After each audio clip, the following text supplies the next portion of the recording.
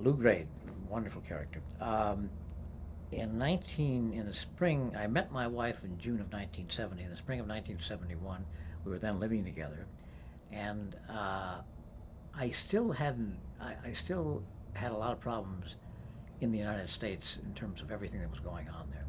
And I was offered this television show in London that would be filmed in London and on the continent, in Europe, 26 episodes.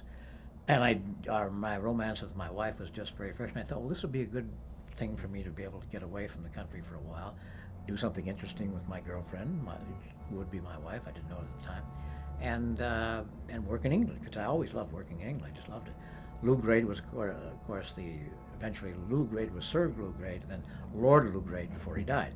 But he was something out of another era. He was like an old vaudeville. He had a cigar the size of Churchill's, and the day I arrived at the Dorchester Hotel in London to start the series the first year, this Daimler limousine came up that we were in, a magnificent big thing, bigger than a Rolls-Royce limousine.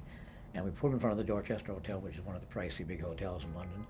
And a guy came running out, opened the trunk of my car, didn't open the door for me, a big cigar, bald head, and he grabbed our luggage and started taking it in. And I said, I'm sorry, sir. He said, don't worry, he said, Lew Grade's the name, I'm producing the show. That's how I met Lew Grade. He was carrying my luggage into the Dorchester Hotel. And I never saw him after that, ever again, in 3 years I was there. I saw him subsequently since I did the show there.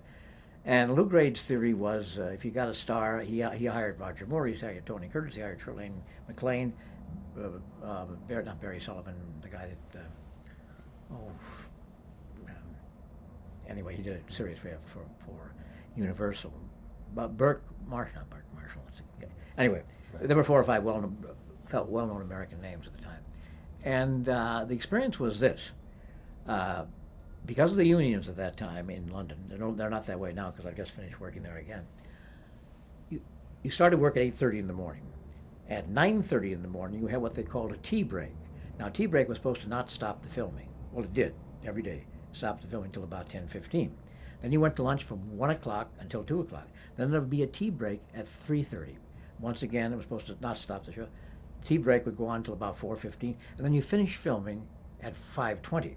If you wanted to go to 5:35, you had to get all the crew together, and they had to vote on the extra 15 minutes. Well, by the time you got all the crew together, the 15 minutes was gone. So that was the living conditions you did under the unions in the early 70s. So if you were to go to do it, I did 26 half-hour shows, which should have taken, 50 weeks. It took 18 months to do them because of this truncated schedule. And that was the biggest difference. Otherwise, it's basically the same kind of filming, except the unions made it intolerable to turn out product. They didn't seem to be bothered by it because they didn't know anything else. And then we went back and did a second year. Marty Landau and his wife went over to do a show, and they asked me what it would be like, and I said, well, this is what it'd be like. You get picked up in a Daimler limousine. You'll stay in the finest places in town. Every time there's a Royal Command performance, you'll be invited. You can meet the Queen Mother, and everything like that. All these things. He said, and I said, and anything you want, you raise your hand, they'll give it to you.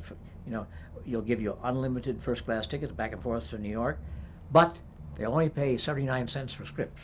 That's exactly what it was. Well, they went over to do a show. They were there for 3 years, not understanding the concept, and I warned them up in advance. I said, you're going to do an hour show, and you're going to do 26 shows. It's going to take a long time. Well, they were not happy with the experience, largely because the scripts weren't very good, but mainly it ended their marriage, as a matter of fact, I think. And that's my experience.